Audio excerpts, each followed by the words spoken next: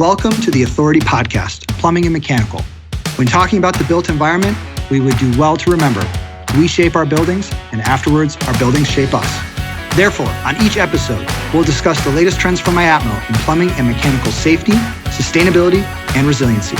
Join me, your host, Christoph Lohr, and together we'll explore the ways we can make our buildings shape us for the better.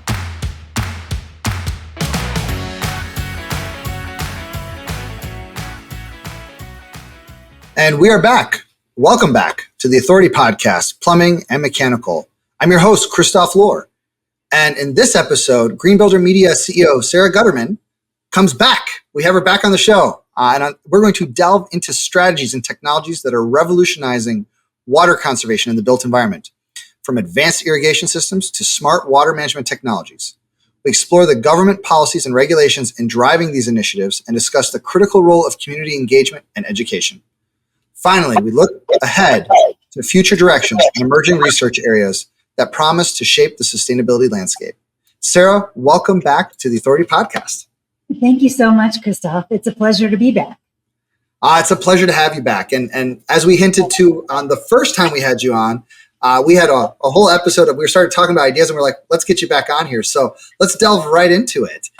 Can you highlight some of the key strategies and technologies you're reporting on that can effectively contribute to water conservation in the built environment?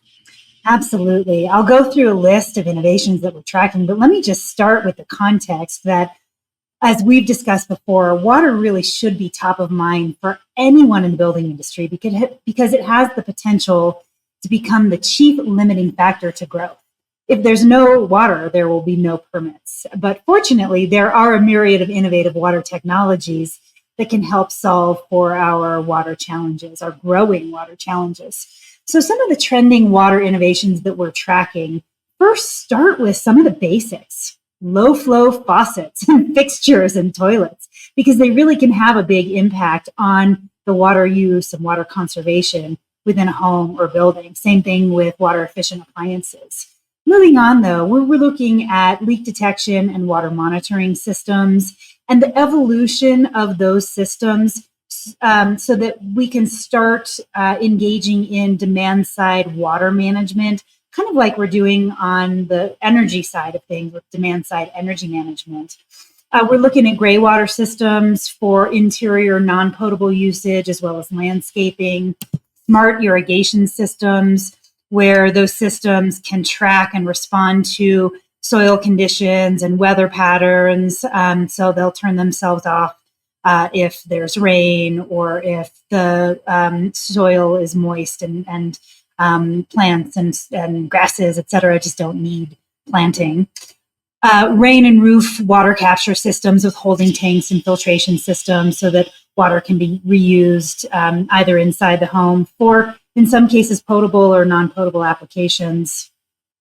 We're watching hot water recirculatory switches that don't run continuously because of the energy usage. And all of the big water heater manufacturers are entering into this space with variable drive systems. And a lot of that technology is being deployed in Europe and being brought here to the US.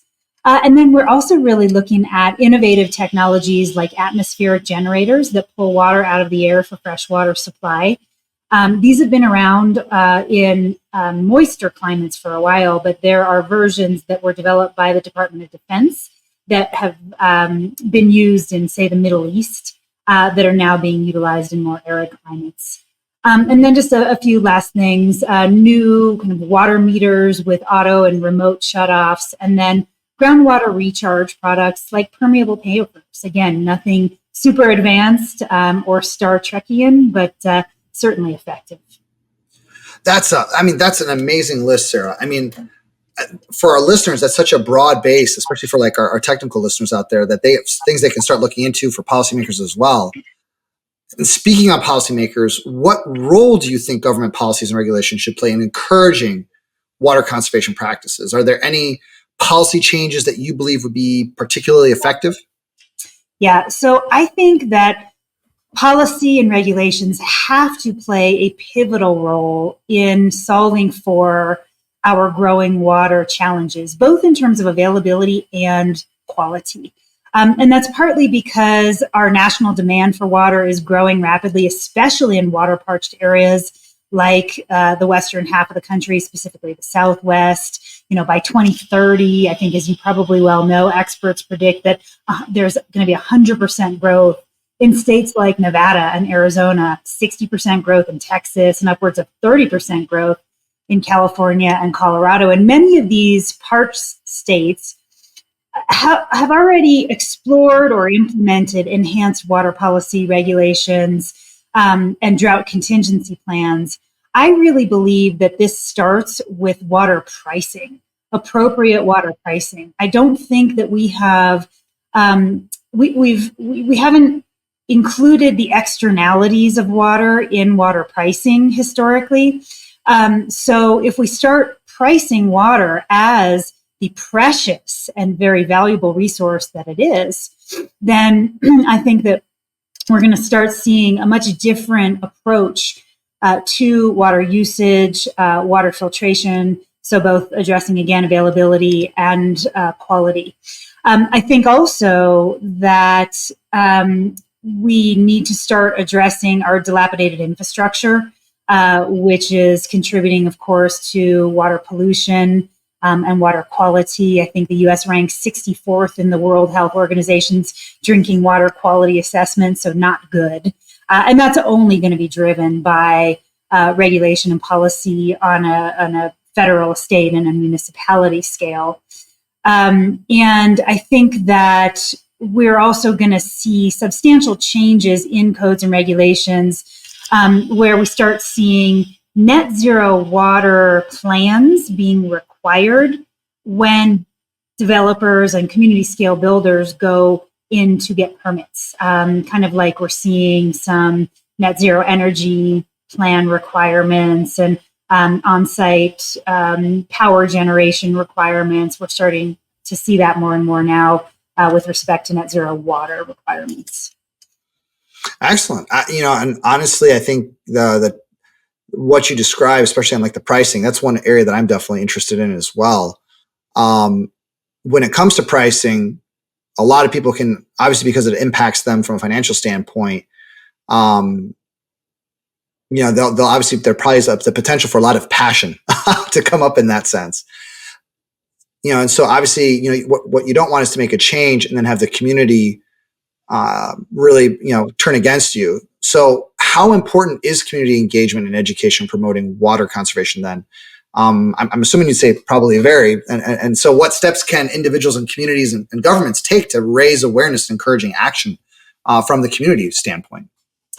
Yeah, so it's a great question. And, water is so complex because I live, for example, at 9,000 feet in the Colorado Rockies. And my husband and I own properties where we actually have the first water rights on an entire water system where the water that I drink and then gets treated and put back into the water system gets used and put back into that system 12 times before it gets to California, people in LA. So people in LA are drinking my water from the top of the watershed, that's been reused 12 times. So water and water rights are inherently complex. We won't get into those issues. That's a whole other podcast that we might want to do another time. But, so water is an inherently local resource and ideally should stay on site where the rain falls and where it's used. But we know that that unfortunately that's not really what happens. With respect to the builder community, let me talk about kind of the building professional community, and then we can talk about consumer awareness.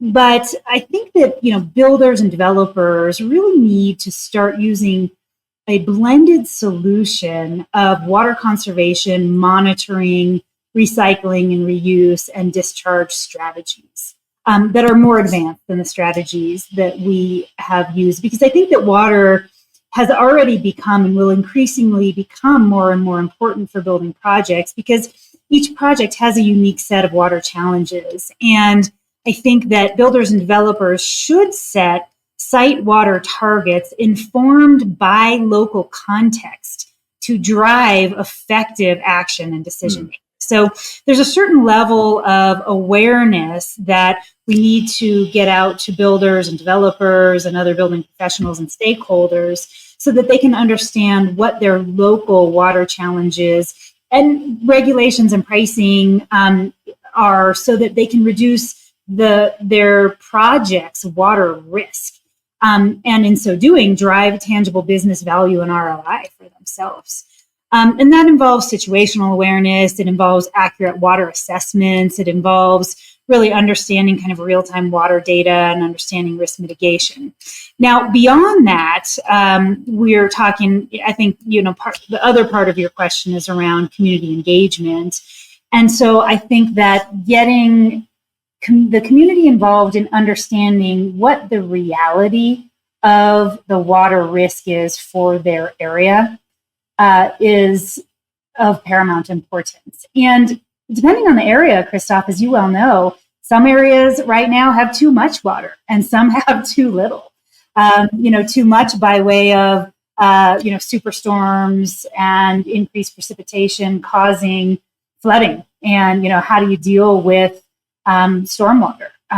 Whereas, of course, other jurisdictions are dealing with intensified drought and, again, water quality and availability issues. So I think that, clearly that level of engagement is important, identifying the problem, understanding the gravity of it. But I also think that we can't be gloom and doom, right? We have to understand how people can engage in a positive way and focus on the solutions ranging from consumer behavior and homeowner behavior, what they can do, what homeowners can do in their own homes to conserve and manage water use, and then what that looks like on a community scale.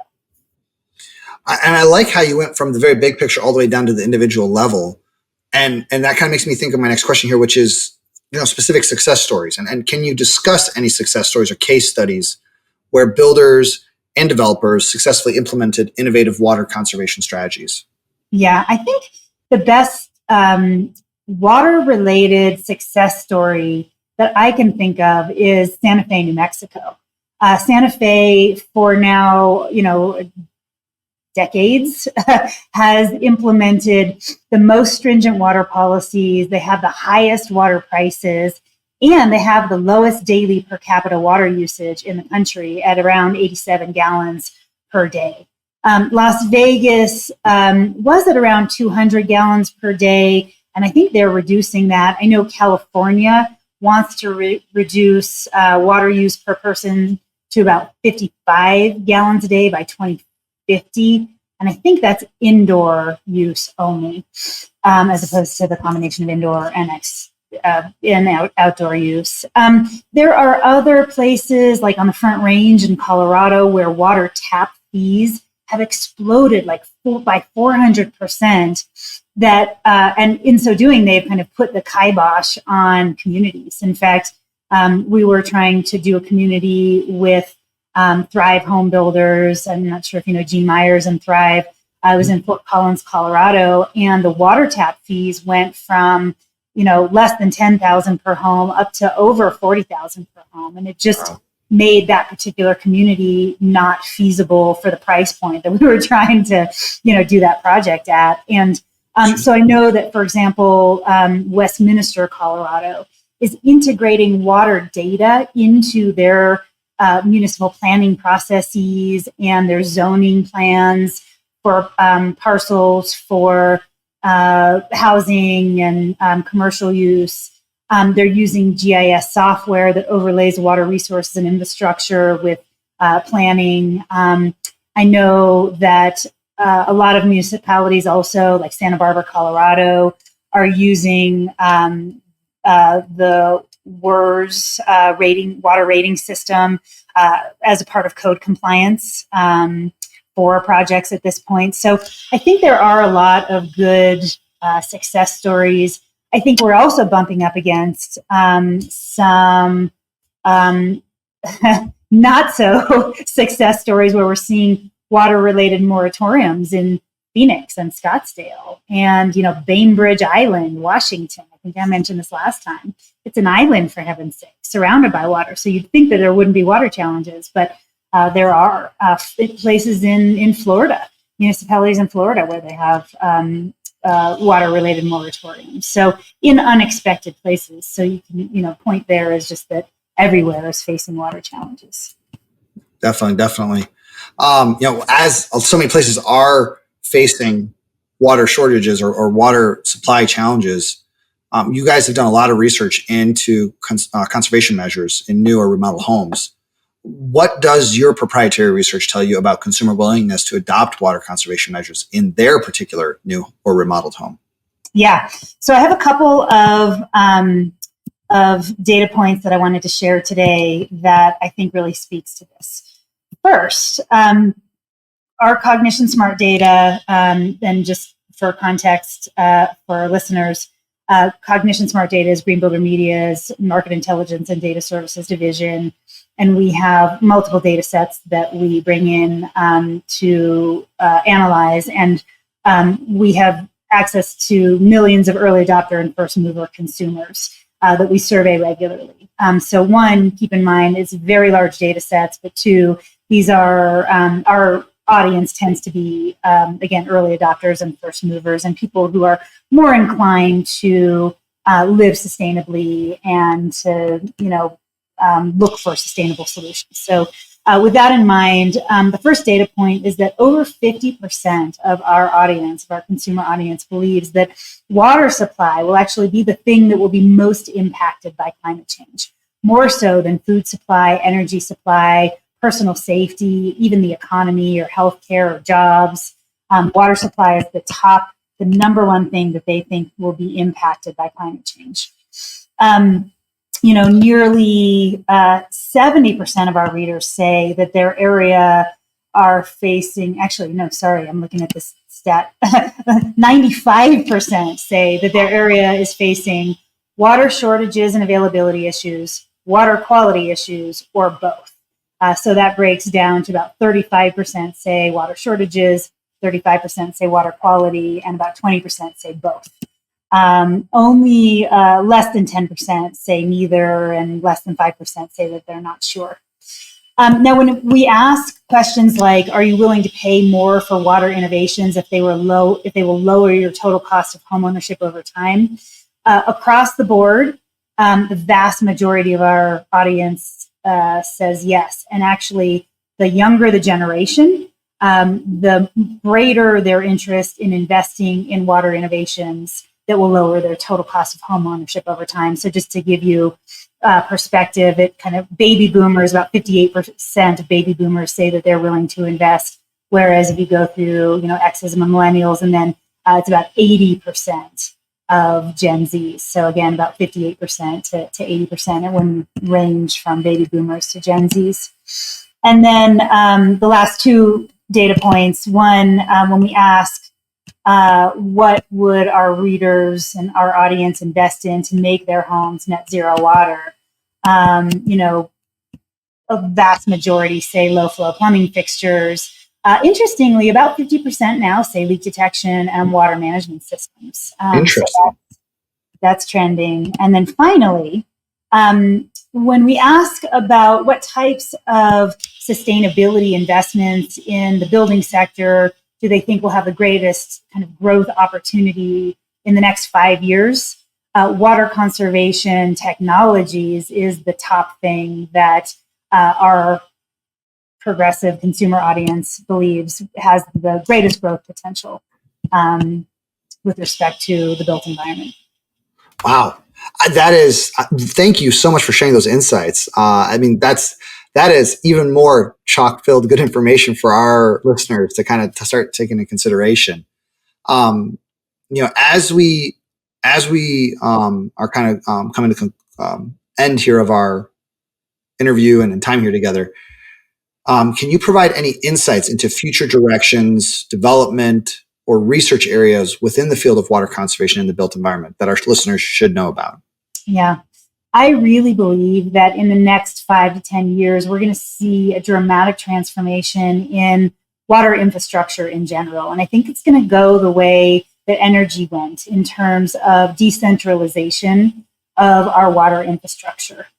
There's a company called Genesis Systems that I'm watching, and it does those kind of atmospheric generators, but at a utility and a community scale. It does offer home solutions. Those are fairly expensive, although if you really look at it, like a home solution is like twice the cost of a high-end mattress, right? So when you put it that way, it kind of changes the conversation. But I really believe that given the water challenges that many municipalities across our country and across our globe face, I believe that this decentralization of water infrastructure to improve water quality, availability, and really as much as anything, reliability, that's going to transform. So I'm looking at those larger scale applications that do kind of an end run of existing infrastructure with antiquated, dilapidated pipes. We see these water mains that flood the streets of Atlanta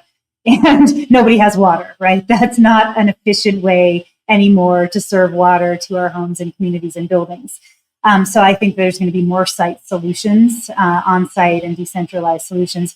I also think we're going to see a lot of progress in that demand side water management technology that utilizes artificial intelligence. It utilizes a lot of the technology that demand side energy management systems use.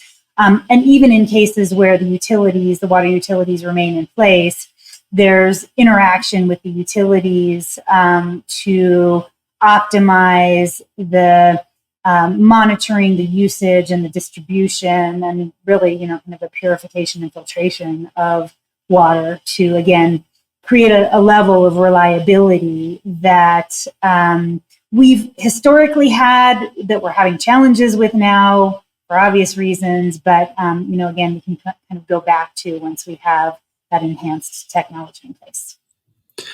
So many wonderful insights. And I know I've learned a lot from this conversation with you, Sara, and appreciate you sharing your time and your expertise with our listeners. On behalf of the Authority Podcast, Plumbing Mechanical, we're going to have to probably have you on again at some point to keep talking about these future subjects. But just thank you, and appreciate again all the knowledge that you shared with myself and our listeners. Thank you for having me, Christoph. I'm happy to join you anytime. I love talking about water. As you know, it's one of my very favorite topics to talk about. It's so important. And so the more that we can just have ongoing conversations about it, the better. So thanks for the opportunity. Thanks for joining us on this week's episode of the Authority Podcast, Plumbing and Mechanical. Love this episode of the podcast? Head over to iTunes to subscribe, rate, and leave a review. Please follow us on Twitter @AuthorityPM, on Instagram @TheAuthorityPodcast, or email us at iatmo@iatmo.org. Join us next time for another episode of the Authority Podcast, Plumbing and Mechanical. In the meantime, let's work together to make our buildings more resilient and shape us for the better.